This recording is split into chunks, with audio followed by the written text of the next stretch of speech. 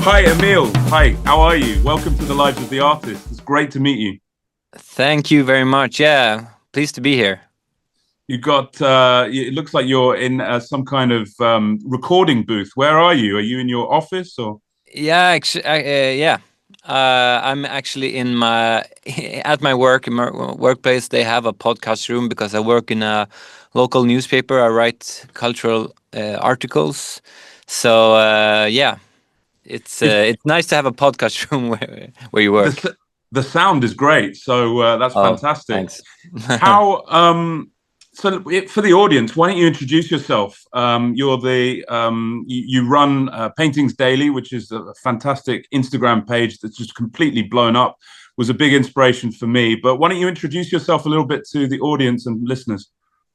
Yeah, so my name is Emil Oskar Andersson, or Emil Oskar Andersson, if you say it in English. I'm a Swedish guy who I work as a journalist, but for the last 10 years, I've actually been having my Instagram account, Daily Paintings.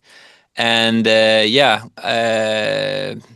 I have a bit north of 500,000 followers. So yeah, it's good. I've been posting paintings every day for 10 years and having quizzes, art tours of museums, etc. Yeah. Oh, fantastic. Where do you give your art tours? All over Europe or mostly in Sweden? No, I actually do it virtually. Like, I mean, I do the art tours of museums on my Instagram account. So I go Right. to museums and then I do like go around and talk about the paintings that I see and how they affect me, and also a bit of history on the paintings. It's just like instant reaction videos to the museums, you can say. Yeah, that's great. I've seen some of those. And I also just watched the video that you did for Illustrated City, Yeah, where you were taking, I guess it was around Stockholm, and you were taking, you were doing a sort of guided tour of the best places in Stockholm to look at art and things like that. It was fantastic. yeah, exactly. I lived in Stockholm for a long time. Now I've moved out on the countryside. I live in a big house in the countryside, and but Stockholm is still very much in my heart, and I go there a lot as well. Let me guess, you had kids and you decided to move out of the city. Exactly. Yeah, exactly. Same Yeah. story. Same story with me. Yeah, I had. Oh, is it? I used to live in London, and now I live in the southwest of England to get more room and more Oh, relaxed life. yeah.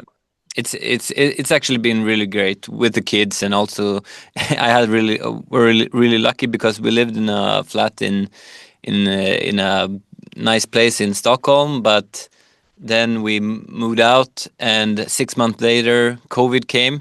So we moved from like 50 square meters to 300, and we were just lucky because it would have been horrendous to be there working from home, both me and my wife, and, Yeah, and with the kids. similar story to me. We were just trapped in a city in a flat, and it just decided to make the move then. And then you get so used to the country life, don't you? It's just more space, more relaxed people, more Yeah, relaxed life, and it's very difficult to go back after that. yeah, it's really good. And we have. I actually worked in Stockholm for a couple of years more, so I just did the commute thing, and it worked also really good. Now I work as a cultural writer here. I don't know, I don't remember if I told you, but yeah, work as a cultural writer and going to write about culture in general. So you're a cultural writer now, but I believe at one time you were a sports writer. Is that correct? Yeah, exactly. I worked at Sweden's biggest TV channel, and I worked with football, and I traveled around in Europe and wherever. Also a lot in Stockholm, of course. But I actually came into to art through. No, I came into sports through art. So I didn't. I had no interest in sports until I was 20. I was studying art in university at university, and then some bloke told me that football is the greatest drama you can have because you never know how it will end, how the games will end. So I was like, yeah, that's true. That's really true. And that was the same year as it was the same summer as the World Cup. So I was really like, yeah, that's the thing. And then I started to like love football a lot. And yeah, one thing led to another, and I started to work as a football journalist at TV4, which is the name of the channel. Oh, fantastic! Yeah, in England they call it the working class ballet. Oh yeah, yeah, yeah. It can be, and then like the green field, the chest of green fields, or whatever you call it. So And it's yeah. there's actually this. I think it's it can be beautiful. I haven't read many books on football, but I've read like articles in the Guardian and things like that. And sometimes they, when they're writing about the World Cup final or big events, they are writing about this drama and these storylines. And and it can be, when there's good writers, it can be beautifully written and really sort of dramatic.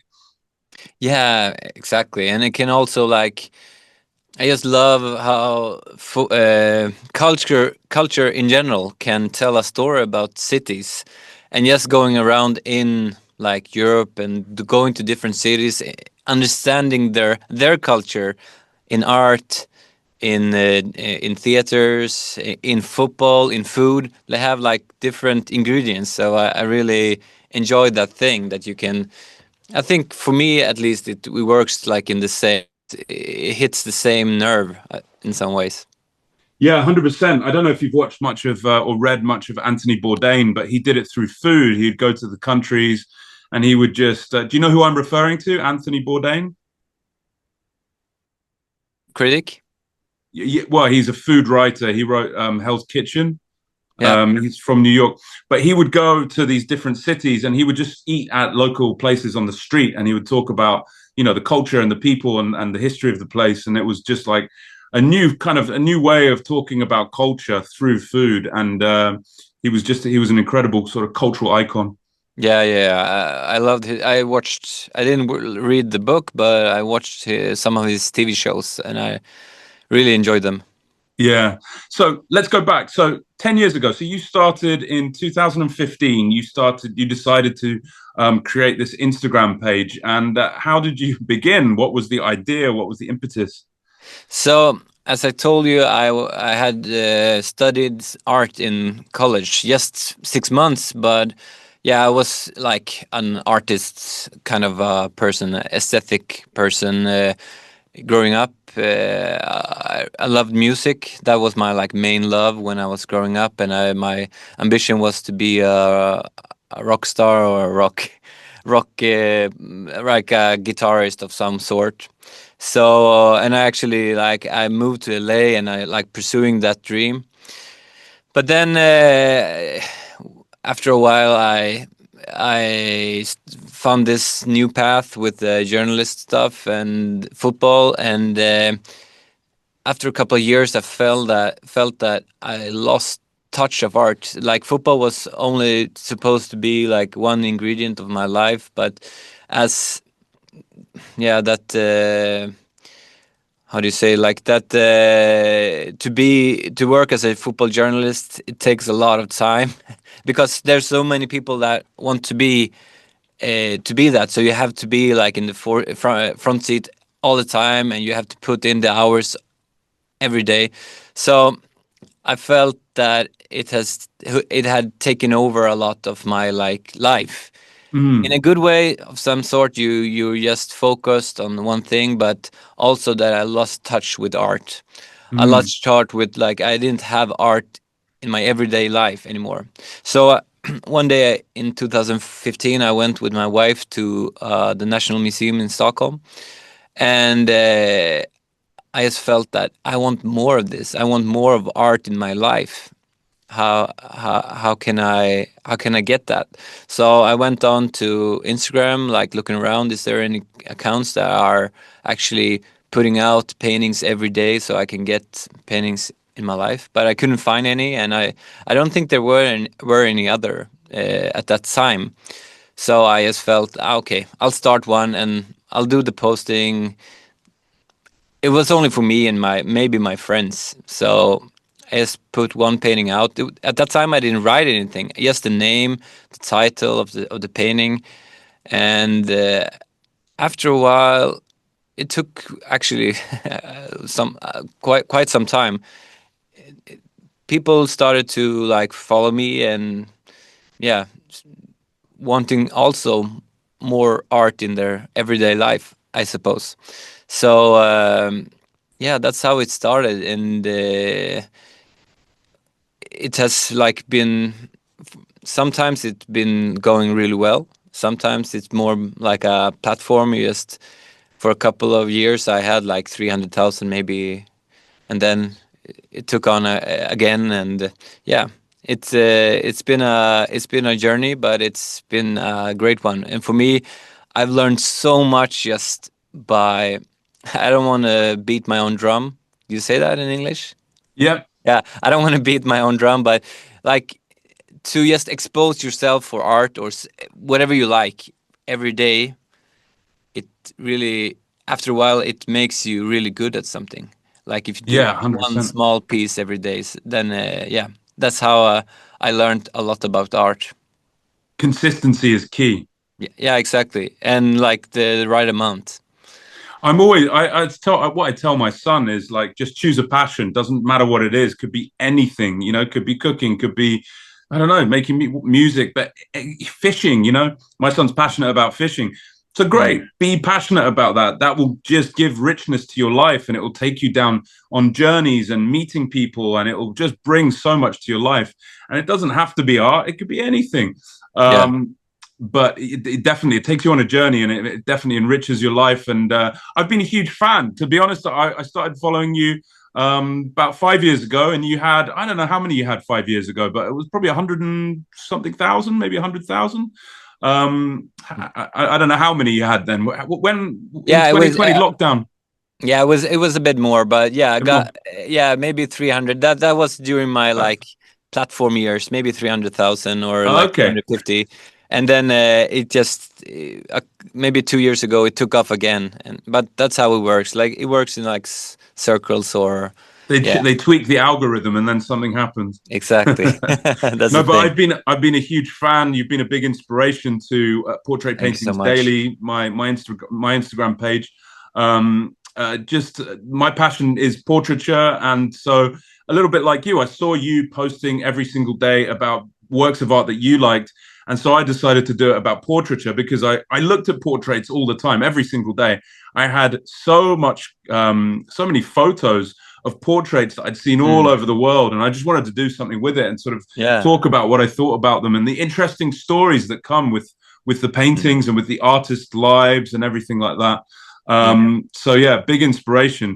Totally. What is your you say you moved in from being a football writer into more of a cultural writer, so that was more just a natural progression into what you're interested in culture, in art, in Yeah, exactly. Yeah, I was. I was doing mostly like interviews, like with microphone, like for videos, etc. I didn't write a lot. Especially didn't do any like creative writing, except for on my Instagram account. But I really wanted to move, like focus more on the being creative with words. So that's why I changed like path. And I was 37 then, and I felt that it was time like to do something. If I wanted to do something different, it's time, because yeah, years go by. It yeah, goes fast, everything. So that's yeah. why I just felt like it's time, like do something else, find more creative stuff to do. I had so much fun, and so much joy with the football, but I felt that I had to do something more creative for my soul. Yeah, no, amazing. So, what would you typically write about? Would it be mostly about, I mean, it could be anything cultural, but like, would you go to a gallery opening, or a music event, or is it more general sort of macro level culture? Are you talking about, politics, or is it much more cultural arts? Yeah, well, it's more like focused on like separate stuff, especially from this region. Then maybe I'll go to a theater premiere and I write about that, why people should see it or not see it, or maybe I'll do exhibition or a musical concert.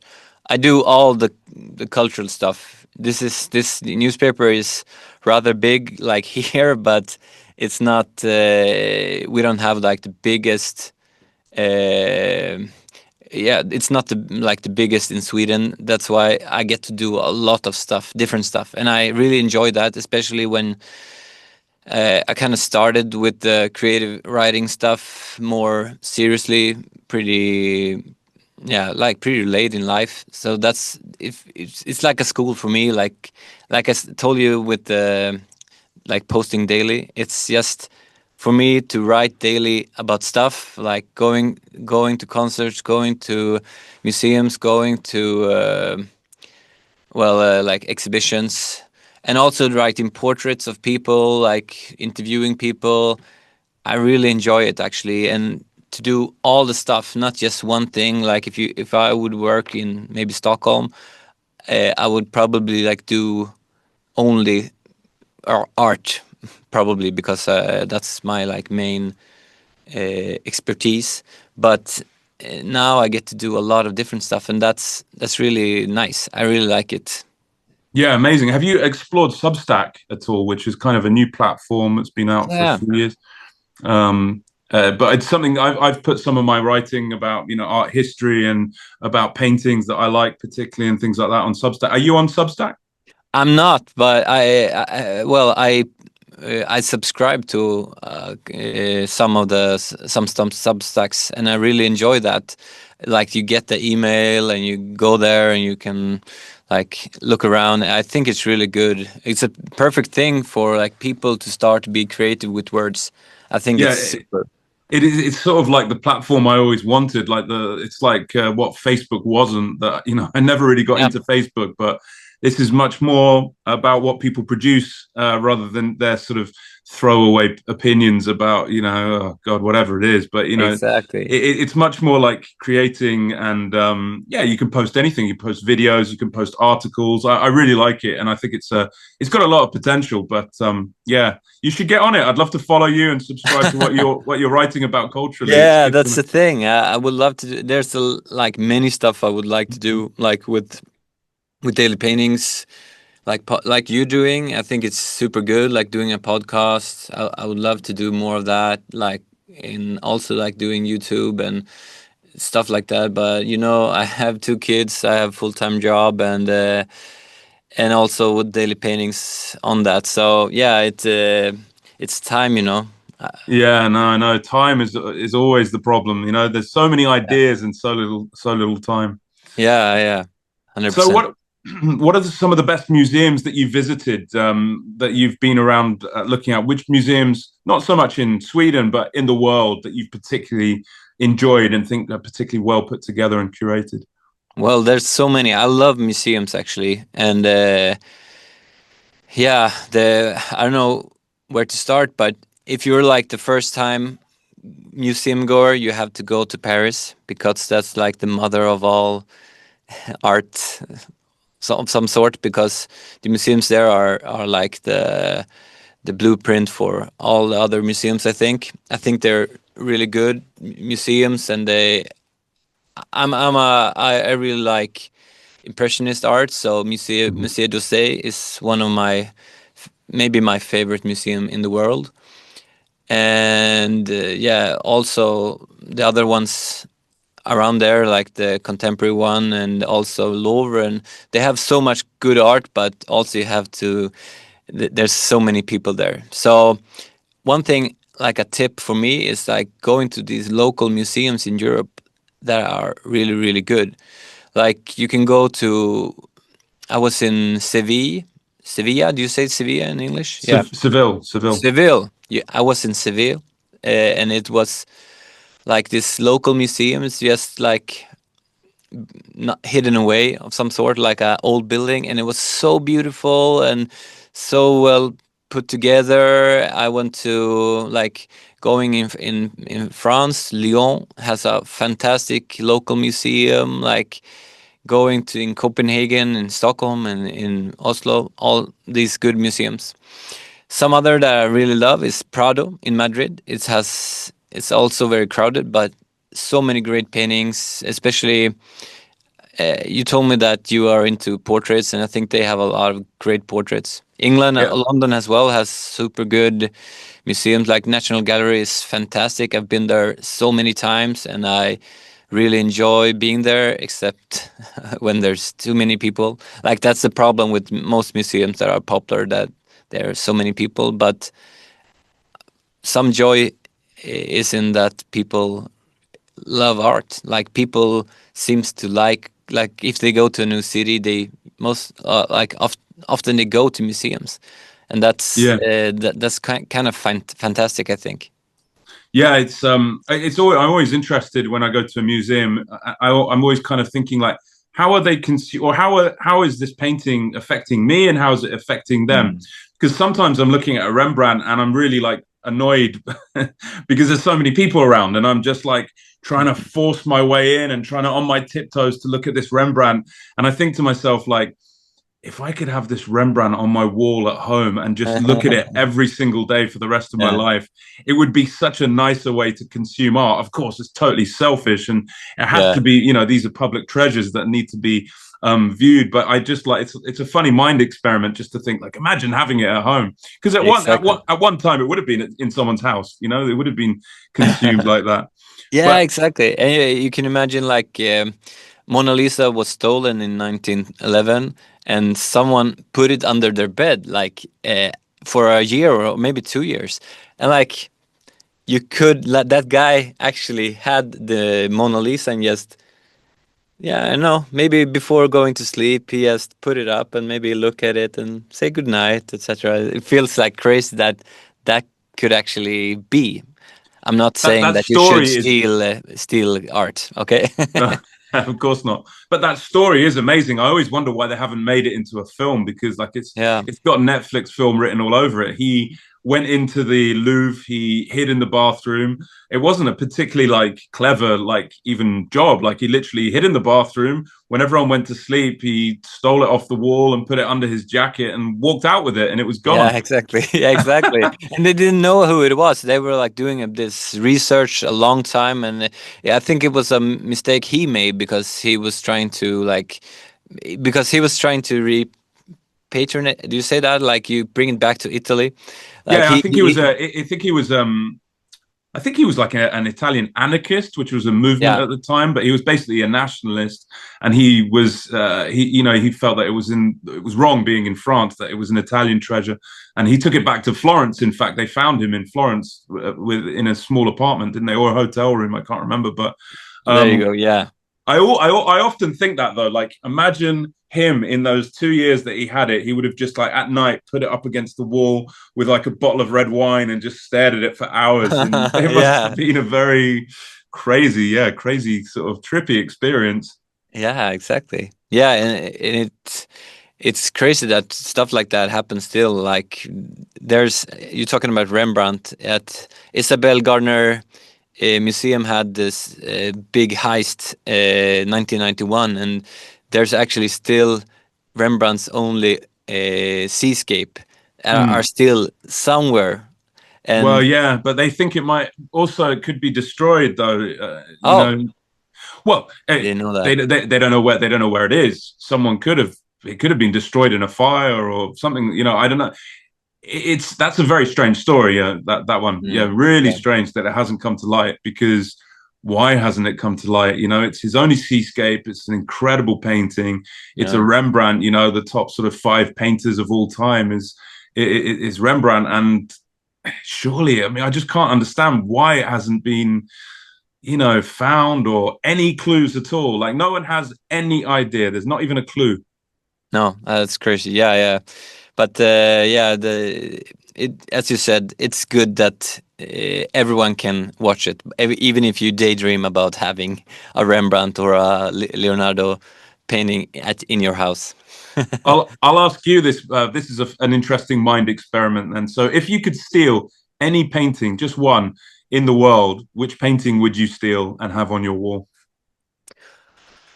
Well, maybe it would actually be the painting that made me fall in love with art. Like, I had this experience, I think it was in 2009. I went to the MoMA in New York, and I didn't like it. I wasn't much into art at that time, and I was like going around. I was trying to find, because I thought that I really liked Salvador Dali, his art. So I was just going around trying to find his art. I only found this really really small painting, uh, but I was kind of disappointed, but of the museum, because I didn't find any like paintings that I really really liked. But then there was this painting. I saw it like from afar, and I was like, I must go closer to that one. And I just went up to it and just stood in front of it. Had never seen it before, and it was like mind blowing to me. And this was František Kupka, which is a Czech painter. His It's a painting called Madame Kupka in verticals, and it's like in a time of in Europe when they were going from like abstract to figurative art. Abstract paintings were like popping up, but people weren't, or like painters didn't make like full on abstract paintings. They were like experimenting with mixed figurative and abstract paintings, and this painting is like right in the middle. It's both figurative and abstract, and I really enjoyed it. It just blew my mind, and still to Wow. this day I can like go back to that like memory palace of mine, and like Wow. stand there before this painting. It really affected me at that time. Well, uh that was a real moment in your life. That was kind of a life-changing moment. yeah, exactly. Yeah, that really changed my view on art. I don't think I loved art before. I loved like the thought of art before that, like the whole like adventure thing with like, you know, icons like painters that were like giving their life for their art, etc. I love that thing, history aspect of it, but like real feeling art that just blows your mind or like goes into your body. That was the first time I felt that, I think. Yeah, incredible. I know Kupka, his famous Kupka's famous painting, the portrait called Color. Is it called Color Fields? The Color. You know, the famous one of the guy. He's on his chair. I can't remember the name of that one. It's called Color Theory or Color Fields or something like that. Yeah, yeah, he made a lot of like different there's a famous female like Olympia kind of painting. There was a, I think that one is maybe the one you're referring to. She's lying down on a divan, No, and it's a guy with a cigar, a cigarette, oh, and oh, it's all in yellow, and it's called like oh, yeah, yeah, yellow. yeah, yeah, yeah. Yeah, Yellow spectrum. It's Yellow called the yellow Spectrum. spectrum. Yeah, that's Yellow the thing. Spectrum. Yeah, and Yeah, that blew me away. When I saw that, I was like, wow. You know, it's like a thought as an artist. It's like I wish I painted that. That's great. That's a great painting. and that's the well, that's I'm glad you're saying that, because like that mix, because you can see that like it's all yellow and everything is yellow. It's kind of like an abstract element to it, even though Yeah, it's not abstract, but it really changes, like, because his face and his cigarette and everything that is normal, but everything else is just yellow. And he also made like a spectrum of it, so he made like different versions where the person or the man with the cigarette is more and more distorted, yeah. so he's more and more abstract. But I love that mix between abstract and figurative, like and also like the roughness and like the feels of paint. I Yeah, he's a great artist. I think I'm sad that he didn't continue like mixing abstract and formative, figurative, because he went on to just paint abstract after, I think, 1915 or something like that. And for the rest of his life, he lived until, I think, the 50s. So Mm. yeah, he's I wish there were more paintings of his, like this transition. So, Emil, obviously you're from Sweden, and one of my favorite painters is Andersson. Tell me about your feeling of Andersson, and kind of what you think about his art and his life, because for me he's incredible. Yeah, Andersson is like a national treasure here in Sweden. Like he's of course super famous. In Sweden, he has a contemporary painter called Carl Larsson also. Those Hmm. two are like the most famous Swedish painters of all time. And Anders Zorn, yeah, he was a superstar in internationally, but in Sweden he was like a super big profile icon. Um, and my And did, feelings, did he paint sort of iconic figures of his day, yeah, like portraits of iconic Swedish people as well? So is there kind of, like Ilya Repin in Russia painted all the icons of that time. In Sweden, were these iconic Swedish figures, were they painted by Anders Zorn, or was he more international? well, he did paint some of them, but he mostly like the portraits he made was international because I think they paid more money. I'm Mm-hmm. guessing. I think he painted some like the kings or the like the monarchs of Sweden, but he's more he made I think three presidential portraits in the U.S. and he did like yeah royalty around in Europe, but he's most famous in Sweden for his depiction of like his home region called Dalarna, which is like the most classic Swedish region, I would say. Like this is where they still wear the like costumes, like the Swedish old time costumes, and they have the midsummer event is really big there. Have you heard Oh about yeah, midsummer? of course, yeah, it's Yeah. massively famous. It is, and he painted this painting, which probably the most famous Swedish painting of all time. It's the Midsummer Dance, and it's like painted on midnight in I think in Mora, which is the main city in that region. Is he And from Mora? he is from Mora, yes. Right. And where is Mora in compared to Stockholm? Whereabouts? Is it north? How many hours north? Yeah, it's like northwest from Stockholm. So you go, I think 3 hours or something like that from Okay. Stockholm. And it's like a traditional area, a much more traditional area compared to Stockholm.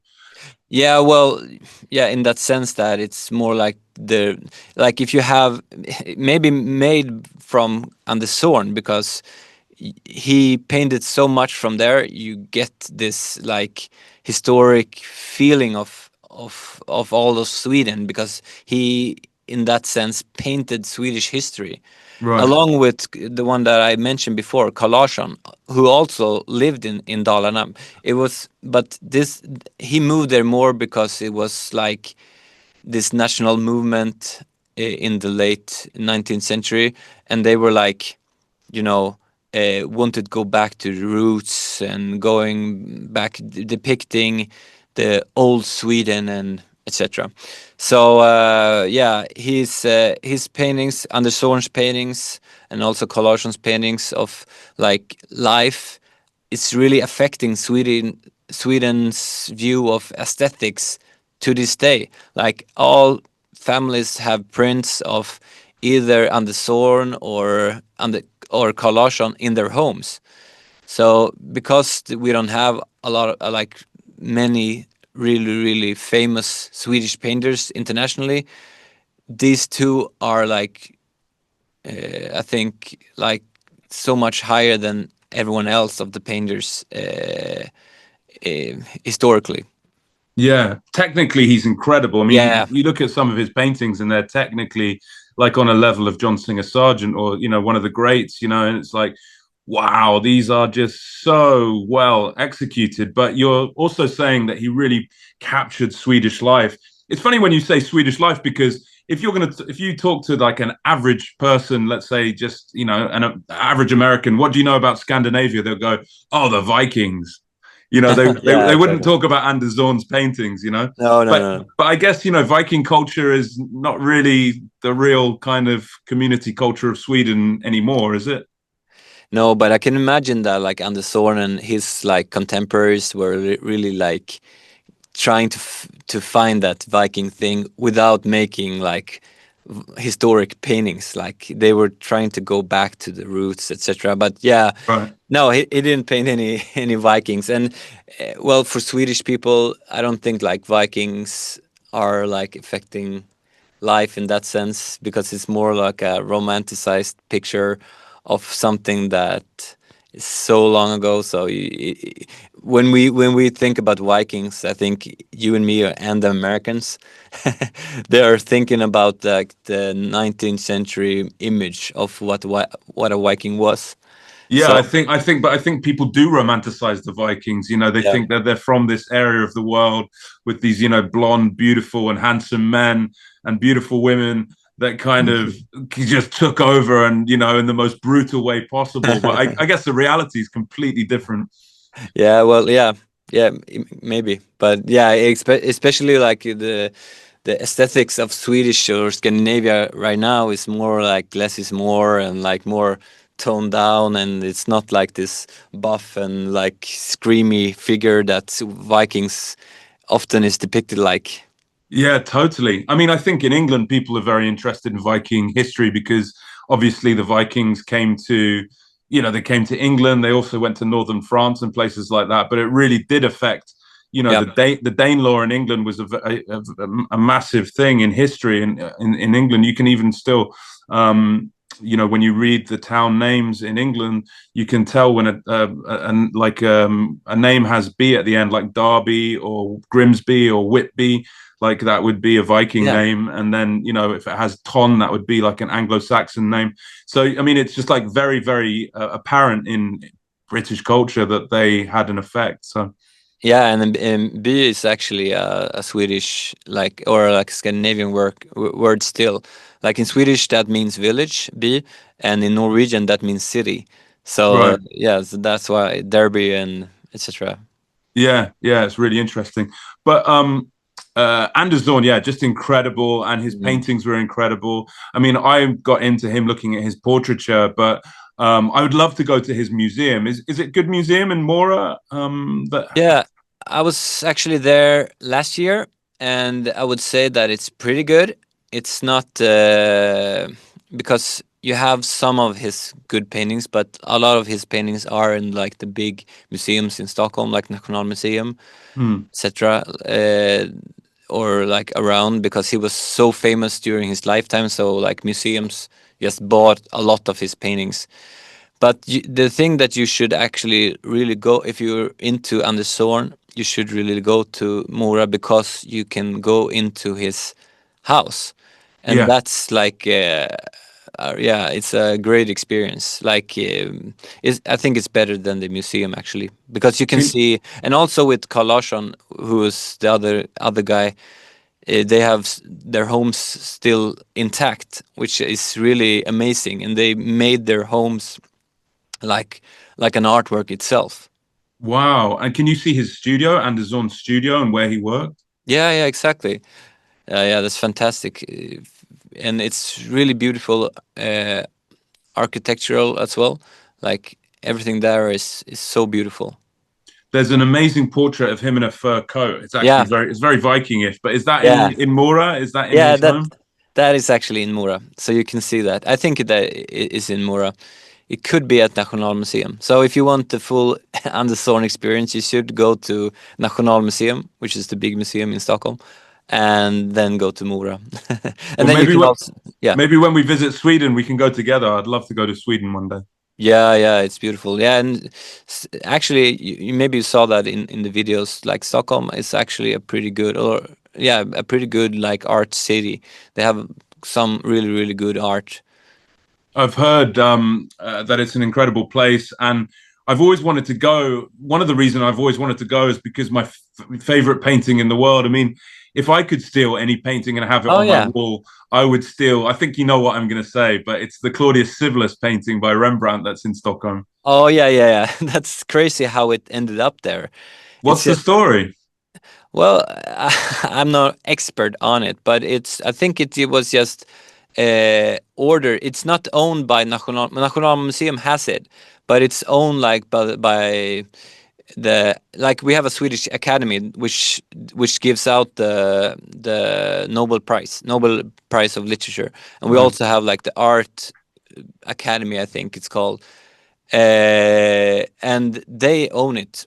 I don't ask me how, but they own it, and they are loaning. They are. It's on like a permanent loan to Nationalmuseum, and it was actually even. I think it was supposed to be in some like townhouse in or like a town hall um, Amsterdam. yeah, in Amsterdam, but it wasn't like it was too big, I think. So they No, had to. it wasn't approved of because it was too roughly painted. Oh, okay. And also he painted a sort of a Dutch sort of like inception story of like how they beat the Romans. Claudius Civilis Yeah, was the Dutch leader who beat the Romans in a sort of a civil war, and Rembrandt painted him, but Rembrandt obviously painted him as he saw him, like quite a brutal kind of one-eyed, quite ugly guy. You know, he's a warrior. Rembrandt paints him with one eye, and all yeah. of the people on the table are kind of like these savages. And when it was put up in the town hall in Amsterdam, the burghers that paid for it were like, "What is this? That we commissioned a pretty picture by Rembrandt, and you've given me this." So it wasn't accepted, and it wasn't Oh, actually is that paid so? for. Yeah, so it had to be taken down, and it was huge, and it got cut down to that Yeah. size now. Oh, Um, yeah. and I think it's probably sat in his studio for I don't know what. I would love to know the story. There's not that much information on it, but I Mm. imagine that it went back to his studio and eventually it left his studio at some point. But it's a bit of a mystery, like as to the early provenance on of it is a bit of a history. Mm. But anyway, it ended up in Sweden, and I just think it's one of the most sensational paintings I've ever seen in my life. Yeah, it's actually very nice, and it's really big still, even if it has been cut down. And it was actually like last year, I think it was like a big like it was like they were saying that maybe it should be sent back to the Amsterdam, because actually National, I think it was something like this, that they didn't want to pay the insurance of it anymore. So Oh well, so because it cost maybe, I think like I think it's 50,000 euros every month. No, every year. well. So it's and they didn't want to pay that, etc. There was something, and it was they were talking about it going around in different museums in Sweden, and it was actually supposed to like come here also to my little local museum as well. So What? yeah, yeah, it was so That's crazy. insane. But they, yeah, It's one of the great. It's literally one of the greatest paintings that's ever been created, yeah, and to see it in a little local museum would be yeah, mind blowing. yeah, exactly. Yeah, I think it was not like almost happening, but it was like they were talking about it going around because they couldn't afford the insurance of it.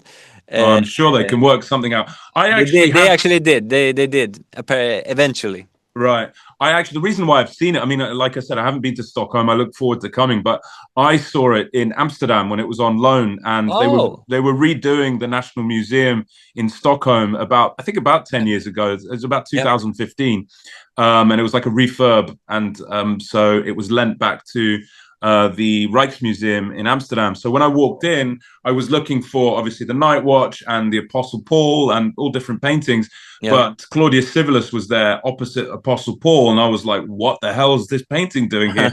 This is incredible." But it's the most amazing painting because it literally is just like looking at gold. It's like Yes. the way he's painted it. It's like you're looking at this golden Mm. painting. It's just incredible. Yeah, exactly. And like he works in a different way with. You're probably a lot better on Rembrandt than me, but he works with like darkness in a whole different way. It's not like dark like in the Night Watch you can get like this black, but Mm. in this you get like this brownish, goldish darkness that are really like mysterious, and like it's amazing to watch. Actually, I really enjoy that painting. Yeah, in fact, it's like Kupka. I'm sure Kupka probably looked at that and thought, "How can I paint a yellow painting like that?" Because Yeah, I'm sure it really. affected, I'm sure it Yeah. affected his yellow paintings are like inspired from somewhere, and the most yellow paintings in the world that I can think of are Claudius Civilis by Rembrandt, and also Van Gogh's yellow that he used. But yeah, Yes. but Yeah, yeah. they were painting around a similar time. But um, yeah, I see that you. I was going to talk to you. I see that you have a love for David Lynch films. That you did a post about David Lynch when he died, and just wanted to ask you a little bit about your love for David Lynch. Well, I must disappoint you. I don't have. I'm not really good at David Lynch. I just Uh, like felt like I watched Twin Peaks, and I felt that it was appropriate. So I won't be any good there. I'm sorry to say. right, because I'm writing a book about creativity, and I use him as an example for living a Oh, creative life because he was an artist, he was a sculptor, he was a yeah. filmmaker, he was a writer, but he was just when he's interviewed, he's just the most creative person, and he Mm. talks about life in the most amazing way. So I Yeah. thought maybe you're a big fan of his stuff because he did some pretty strange films. Yeah, exactly. Yeah, he did a lot of great stuff, and I like him. I'm very much not an expert, and I haven't seen that much. I'm sorry to say, but I love like people like that, like being creative over their limitations. Like they don't just paint; they see themselves like a creative geniuses. Like we have this author in Sweden called August Strindberg. I don't know if you heard of him, but he's like Sweden's most famous author. But he's also like he felt I can also be a painter, and he did like a lot of paintings that are really really good because he Wow. felt like I, my creativity doesn't stop here at the words. It continues with this, and then after a while, he went to Paris, and he was like, I should be an alchemist." So he like put few years like being trying to be making gold, and he was like no limitations. And I love that thing that you like feel like the world is your oyster in that sense. I love it too. Some people, they use a derogatory word like he's a dilettante, like, he Yeah, just does this and that. But actually, I don't believe in that. I think that it can sometimes get you out of a creative block. And I write about this in my book. But, sometimes if you're painting and you have like a creative block or something like that, go and write a story or go and make a sculpture because it can everything informs yeah, everything.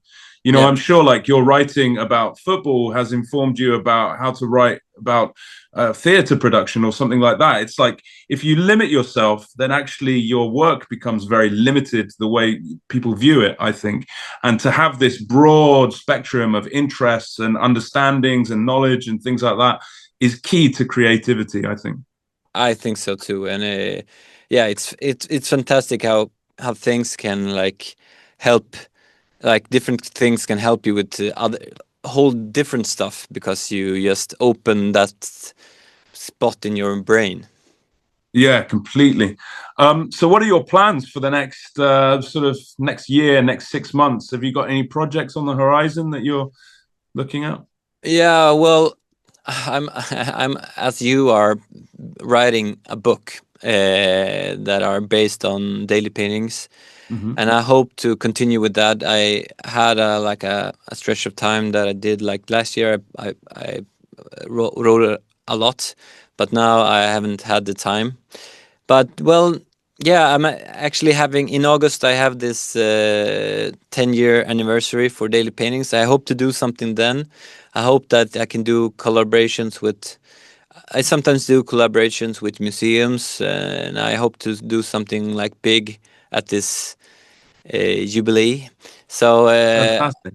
yeah, I. But other than that, I just want to continue to explore art, find more like gems that I haven't seen before, and like yeah, open more doors to different styles and different art forms. I love it. And what is your book about? Is that sort of a paint? I mean, you could do a book with like 365 paintings, a painting for every day of the year. Yeah, yeah, exactly. That's that's it more or less. No, yeah, I'm writing about yeah, like painting, like it's really based on daily paintings, like Fantastic. doing, like looking at painting every day, looking at art every day, and you can, yeah, you view it in another light. I really, and I hope to complete that book, but it's been a project for a long time for me, maybe 5 years or so. But yeah, life, Yeah. time is not enough. Yeah, so sometimes things that happen, the best things are made slowly as well because it gives you time to reflect and to really hone in on what you want to express and communicate and Yeah, achieve with the book. So I wish you all the best with that, Emil. And it's been really fantastic talking to you today. I've really enjoyed thanks our so much. conversation, and I'm coming to Sweden. So we will Yeah, have yeah, dinner and welcome. we will go on a tour of the city and we'll look at all the arts and interesting things because I'm like a culture vulture. I love everything, It's theater, good. art, everything. It's just fascinates me. Creation is the most. Football. It's football too. Football too. I was kidding. Yeah, well, very welcome here. Yes, I'll show you around. Fantastic. Thank you so much for your time, and it's been great talking to you. We'll speak Thank. soon. Have a good day. Thanks. Bye bye.